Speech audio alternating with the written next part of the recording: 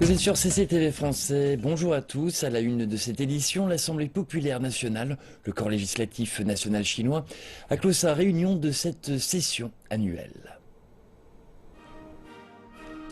Les législateurs chinois ont avalisé 9 documents, y compris le projet de résolution sur le rapport de travail du gouvernement et le 13e plan quinquennal pour le développement économique et social. Le plus haut corps législatif a aussi approuvé le projet de développement économique et social du pays pour la période 2016-2020 qui fixe la moyenne de croissance économique annuelle au-dessus de 6,5% pour les 5 prochaines années. Le président du comité permanent de l'APN, Zhang Dejiang, présidait la réunion.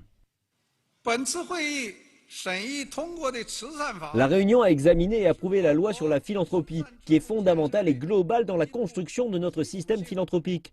Elle apporte une importante base légale pour faire avancer les valeurs fondamentales socialistes et les vertus traditionnelles chinoises, ainsi qu'elle promeut le développement sain de la philanthropie en Chine. Nous devons étudier et promouvoir la loi, être bien préparés en amont de la mise en œuvre de la loi et prendre cette mise en œuvre comme une opportunité pour accroître le développement de la charité en Chine et hisser la construction de la loi caritative à un nouveau niveau.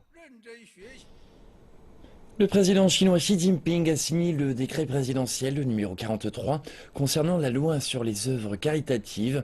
Les députés ont approuvé mercredi la loi qui entrera en vigueur le 1er septembre prochain. La nouvelle loi sur les œuvres caritatives est une première en Chine. Elle a été adoptée dans le cadre de l'objectif du gouvernement de sortir la totalité des habitants des zones rurales de la pauvreté d'ici à 2020. Après 10 années de préparation, la Chine a enfin sa loi sur les œuvres caritatives. En 12 chapitres et 112 articles, elle définit les activités et organisations du secteur caritatif. La nouvelle loi détaille les critères de création et d'enregistrement des organisations caritatives. Elle encadre également la gestion de telles activités. L'adoption de la loi sur les œuvres caritatives est un tournant dans le développement du secteur de la philanthropie en Chine. Et elle aura bien sûr des répercussions sur le long terme. Actuellement, seul un très petit nombre d'organisations est autorisé à solliciter des dons de la population. La nouvelle loi assouplit les restrictions et étend le concept de charité. En plus des causes traditionnelles telles que la lutte contre la pauvreté et l'aide en cas de catastrophe naturelle, les développements culturels, scientifiques et sportifs sont désormais inclus. En incluant tous ceux qui travaillent pour le bien public, cela va aider à stimuler les initiatives de la population et créer une atmosphère philanthropique. La loi est conçue pour combler les lacunes et régler les autres problèmes. Les groupes ou individus non autorisés n'ont pas le droit de collecter des fonds. Les organisations caritatives doivent rendre publique la manière dont les fonds sont collectés et utilisés.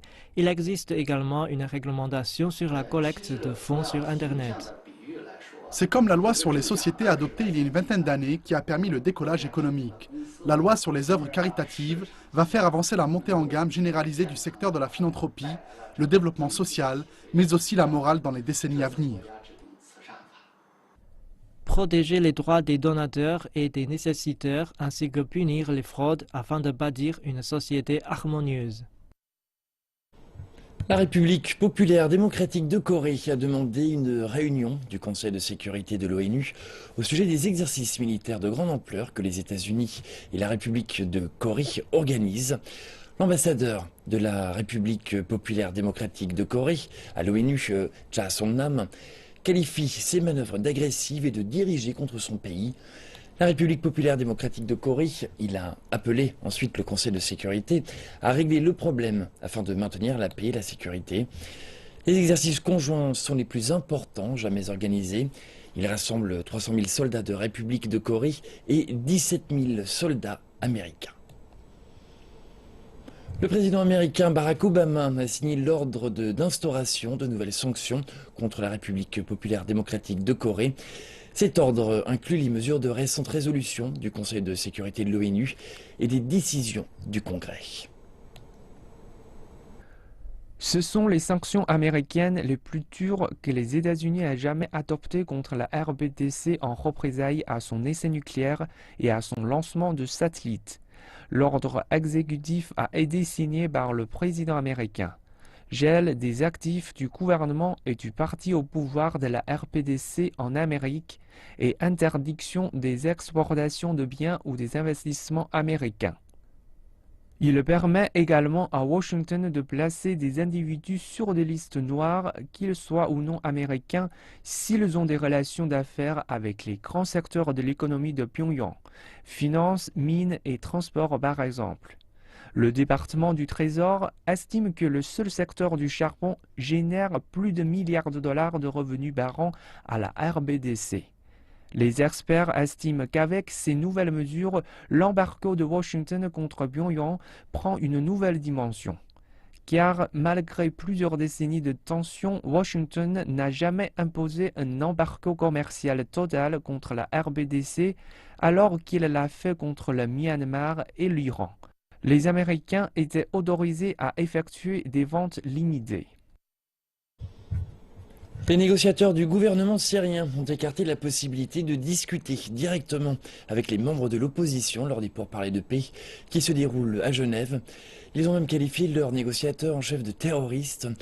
Le rejet de pourparlers directs complique la tâche des médiateurs de l'ONU alors que les discussions se poursuivent pour une troisième journée sans qu'il n'y ait de véritable espoir de déblocage. Tout de suite, plus de détails dans notre reportage. L'espoir d'arriver à un accord est aussi incertain que le ciel de Genève. Le rejet de pourparlers directs par le gouvernement syrien est une indication du fossé qui sépare les deux côtés. Nous, en tant que délégation syrienne, nous ne sommes pas honorés de nous asseoir avec des terroristes pour des pourparlers directs. Le chef de la délégation de l'opposition, Mohamed Alouche, est un terroriste qui appartient à une organisation terroriste. Mohamed Alouche, qu'on voit ici à droite, est le dirigeant de l'aile politique du groupe rebelle Jaïch al-Islam. Il est à Genève en tant que négociateur en chef de la coalition de tous les groupes d'opposition syriens. Ce plus récent échec dans les pourparlers intervient alors que des avions de transport militaire russes ont quitté la Syrie et que Moscou diminue le soutien de ses forces armées au président syrien Bachar al-Assad. Le gouvernement syrien prétend de son côté que les Russes ne font que redéployer leurs effectifs. Dans un contexte plus large, les tensions que crée le conflit dans la région ne fait aucun doute à Moscou. Le ministre russe des Affaires étrangères, Sergei Lavrov, accuse la Turquie de menacer le processus de paix en s'attaquant aux combattants kurdes dans le nord de la Syrie. Les gestes de la Turquie sapent les efforts de l'ONU, menacent le cessez-le-feu, l'acheminement de l'aide humanitaire et le début du processus de paix. Le président turc Recep Tayyip Erdogan y est allé d'une déclaration du même genre en accusant Moscou de livrer des armes à des groupes terroristes en Syrie. Ces bruits ne sont pas simplement une distraction pour les négociateurs à Genève. Ils sont l'incarnation de l'impact à l'échelle internationale de 5 années de conflit en Syrie et de la distance qui sépare les deux camps. Le processus de paix est quelque chose qui peut parfois donner des frissons. La cellule antiterroriste des forces de l'ordre françaises a procédé à l'arrestation de 3 hommes et d'une femme suspectés de préparer une attaque à Paris. Le ministère de l'Intérieur a expliqué que plusieurs sources indiquaient que l'un des individus pouvait avoir des liens avec le groupe État islamique et était susceptible de commettre des actes violents. Le ministère a précisé que des contrôles étaient en cours et a demandé à la population de rester vigilante. 74 personnes ont été arrêtées depuis le mois de janvier. La France est en état d'urgence depuis les attaques meurtrières de novembre dernier à Paris. La Chine a restauré les relations diplomatiques au niveau des ambassadeurs avec la Gambie, pays d'Afrique de l'Ouest. Le ministre chinois des Affaires étrangères Wang Yi a rencontré son homologue gambien Néné Magdoal Gaye à Beijing jeudi. Les deux ministres ont signé un communiqué commun sur le rétablissement des relations. Et selon le communiqué, la Chine et la Gambie rétabliront leurs relations à partir d'aujourd'hui. La Gambie, elle admet qu'il n'y a qu'une seule Chine dans le monde, que le gouvernement de la République populaire de Chine est le seul gouvernement légal à représenter toute la Chine et que Taïwan est une partie inaliénable de la Chine. Les pays riverains du Mékong n'ont pas connu une telle sécheresse depuis des décennies et cela affecte des dizaines de millions de personnes. La Chine a décidé de relâcher de l'eau pour aider à soulager la crise.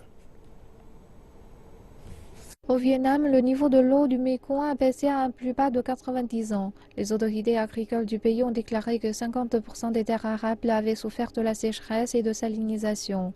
Des millions de personnes manquent d'eau pour leurs besoins quotidiens. 39 gouvernements provinciaux ont demandé du soutien au gouvernement central, tandis que 10 provinces ont annoncé un état d'urgence.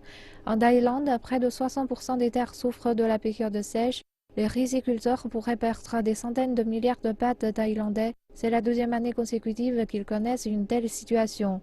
Chaleur et sécheresse, c'est aussi le climat que connaît la province du Yunnan dans le sud-ouest de la Chine.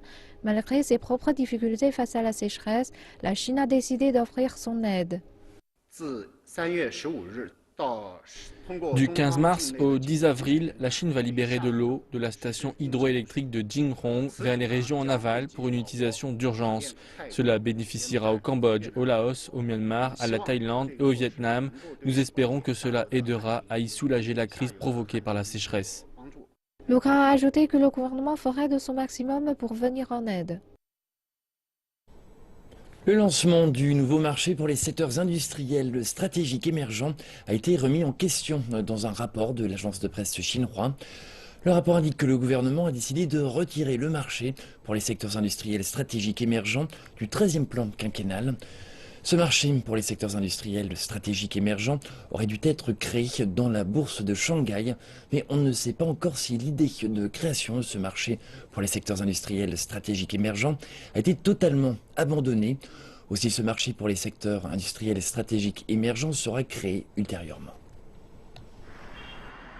Il y a quelques jours, la bourse de Shanghai a nié un report du programme de création d'un marché pour les secteurs industriels stratégiques et émergents qui devrait coder les sociétés prometteuses mais pas encore rentables.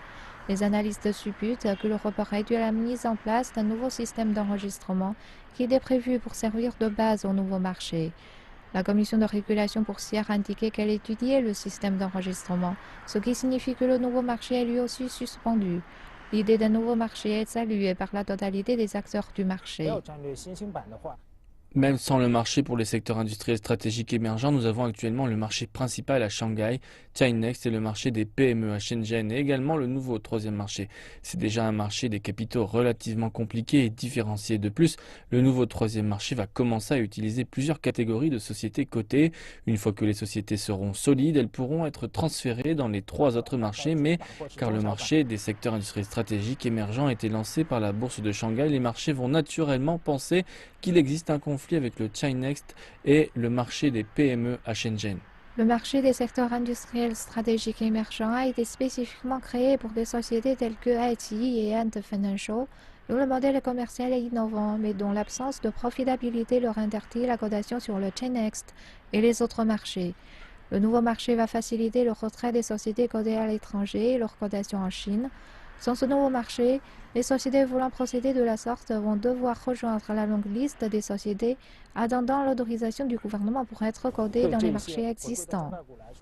Certaines sociétés pourraient devoir s'aligner derrière 600 autres sociétés attendant leur introduction en bourse. Cela sera leur premier choix. Ils pourraient également choisir une introduction détournée. Toutefois, une introduction détournée aura les mêmes critères qu'une introduction normale. Si ces sociétés cotées aux États-Unis ne remplissent pas les critères, elles vont devoir en premier lieu travailler à les remplir, ce qui va retarder d'autant leur introduction. Sans l'option de marché pour les secteurs industriels stratégiques et émergents, ces sociétés vont devoir se reposer sur les vieilles méthodes. L'une des sociétés récemment revenues de New York, Jian Interactive Group, a reçu l'autorisation d'être codée sur la bourse de Shanghai en achetant une société écran. Le commerce extérieur de la Chine a été sous forte pression cette année en raison des menaces économiques dans le pays et à l'étranger.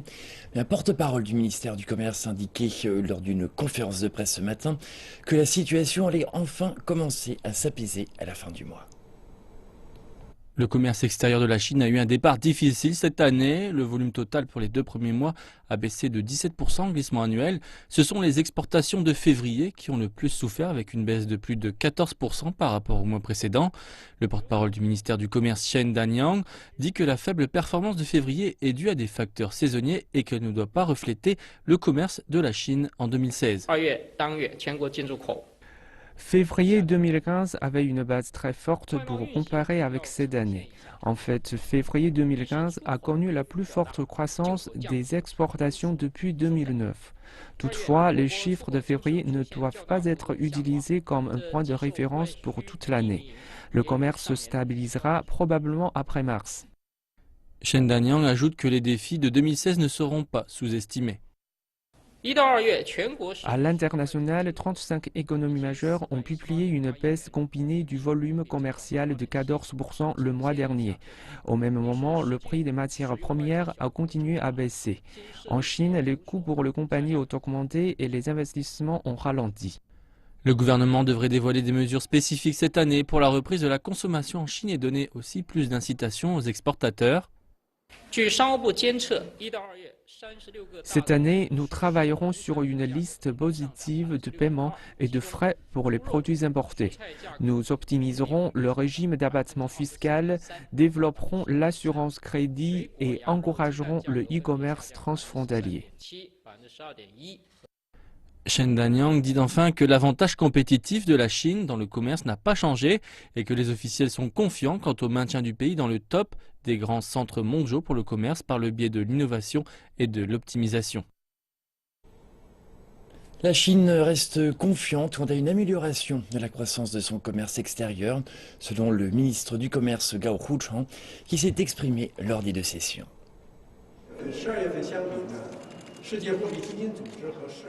Par rapport à novembre et décembre dernier, le Fonds monétaire international et la Banque mondiale ont baissé 2 fois leurs prévisions de croissance économique mondiale. Actuellement, le commerce continue à ralentir. Le marché des changes et les prix des matières premières fluctuent sévèrement avec les incertitudes et les risques. Il est réaliste de faire un indice qualitatif plutôt qu'un indice quantitatif. Le rapport de travail du gouvernement a mentionné une stabilisation de la croissance du commerce. Cela ne signifie pas un assouplissement de l'objectif commercial, mais montre plutôt notre confiance dans l'amélioration du commerce. Et alors que les ventes de billets de cinéma aux États-Unis continuent de décliner, les studios hollywoodiens regardent vers l'Asie pour de nouvelles opportunités. Ils souhaitent non seulement attirer les amateurs de cinéma dans les salles, mais aussi capturer l'attention des joueurs pour avoir des sources de revenus supplémentaires. Aujourd'hui, une start-up hongkongaise cherche à supprimer le fossé entre la ville du rêve et les joueurs de la partie continentale de Chine. Avec un œil sur la Chine, 3 grands studios hollywoodiens ont décidé de prendre des participations dans une jeune entreprise de Hong Kong. Le créateur de jeux mobiles Fifth Journey a été fondé il y a tout juste un an par Eric Tan. Ancien cadre à Electronic Arts en Asie, Tan a été responsable de l'adaptation de Despicable Me's Minion Rush pour la partie continentale de Chine. C'est l'une des plus performantes plateformes de divertissement interactif à entrer dans le marché. Les joueurs peuvent acheter des tickets de cinéma, des clips en streaming et même des objets comme des t-shirts et des jouets. Pour les fans, c'est très simple, c'est un guichet unique qui lie l'IP en un clic. Pour Hollywood, c'est une solution pour le divertissement où nous faisons converger tous les différents secteurs d'activité en une application. Les jeux représentent près d'un tiers des sources de revenus du cinéma et avec le secteur du jeu en ligne en Chine qui se développe à une moyenne de 30% par an depuis les 8 dernières années, ce n'est pas étonnant que Hollywood souhaite y prendre part. Le comportement de jeu des Chinois peut être très différent de celui des Occidentaux. Nous avons dû modifier la difficulté, nous avons dû changer certaines mécaniques de monétisation afin de nous adapter au goût local. Il y a des défis autour des plateformes. iOS et Google Play sont les principaux canaux de vente aux États-Unis, mais en Chine, il y a des centaines de plateformes différentes. Et donc, les producteurs américains vont probablement collaborer de plus en plus avec la partie continentale de Chine, ce qu'a déjà fait Hong Kong.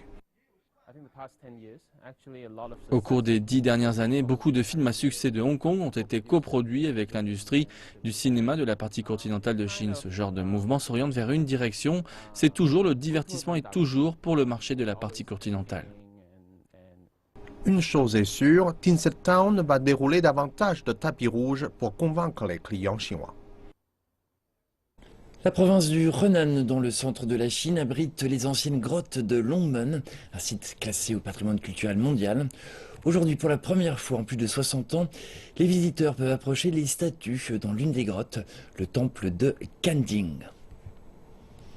Les grottes de Longmen sont une représentation incroyable de la culture bouddhiste et de l'art dans la Chine antique. Mais pendant 63 ans, les mesures de protection ne permettaient de voir les grottes que depuis l'extérieur. Les experts disent que le temple Kanjing, nouvellement ouvert, a été construit soit par des familles royales, soit par des moines avec des origines royales. Les 29 sculptures arhates sont les plus complètes et les mieux préservées de Chine. Elles ont au moins 1000 ans. Je ne peux imaginer que les sculptures ont été taillées de manière si belle quand je les ai vues de près. J'espère que d'autres grottes seront ouvertes au public, bien sûr avec des mesures de protection. La grotte a été équipée d'un verre protecteur, de caméras infrarouges et d'autres appareils pour contrôler l'eau, la température et l'humidité. Le nombre de visiteurs sera limité. L'objectif est de permettre au public de voir de près les objets anciens sans les endommager, et ce n'est pas tout. Nous avons fait un scan en 3 dimensions de toutes les statues dans plus de 2000 grottes. Donc nous pouvons produire un affichage numérique des images restaurées en 3D. Nous projetons d'afficher les images numériques pour que les visiteurs aient une meilleure expérience et compréhension des grottes de Longmen. Les chercheurs disent qu'avec l'ouverture de Kanjing, ils veulent que le public comprenne mieux la valeur des grottes et le besoin de protéger l'histoire culturelle. Chaque année, aux alentours du mois de mars, lorsque les arbres sont en fleurs, l'université de Wuhan accueille des visiteurs venus de toute la Chine. Les premiers sakuras de l'université de Wuhan ont été offerts par l'ancien Premier ministre Zhou Enlai en 1972. En 1982, afin de célébrer les 10 ans de l'établissement des relations diplomatiques, une entreprise japonaise a offert 100 plants de sakura. 10 ans après, un Japonais amoureux de la province du Hubei en a donné 200 autres. En 2011, il y avait déjà plus de 1000 arbres comprenant plus de 10 espèces de sakura. Chaque année, après la floraison des calicantes, les sakuras s'épanouissent successivement. Les fleurs brillent dans les monuments anciens et cela ne fait que rendre l'université de Wuhan plus charmante. Oui, c'est très beau ici. Les sakuras sont très jolis. Cela embellit le printemps. Je viens de Shanghai, il y a aussi de sakura à l'université Tongji, mais c'est différent d'ici. Ici, c'est plus beau, les monuments anciens, l'histoire et les fleurs, c'est impressionnant. Mis à part l'université de Wuhan, il existe aussi d'autres lieux pour admirer les sakuras, comme le parc de sakura du lac de l'Est, qui est l'un des 3 sites pour les sakuras les plus connus au monde. Construit en 1970, il y a plus de 45 espèces de sakura dans ce parc. Les premiers arbres sont venus du Japon en 1978 pour rappeler le début des relations diplomatiques. En plus des sakuras, on y trouve aussi un pavillon, un étang et un pont imitant le style de construction japonaise. Les visiteurs ont un peu l'impression d'être au Japon. Ce parc est assez délicat. Par rapport à l'université de Wuhan, les paysages sont plus grandioses. Maintenant, c'est la floraison. Ça nous donne plein de vigueur. La floraison des sakuras dure 13 à 20 jours. Si vous souhaitez admirer les plus beaux sakuras de Chine, ne tardez donc pas. C'est la fin de cette édition. Merci de votre attention. Je vous retrouve tout à l'heure pour Afrique Info.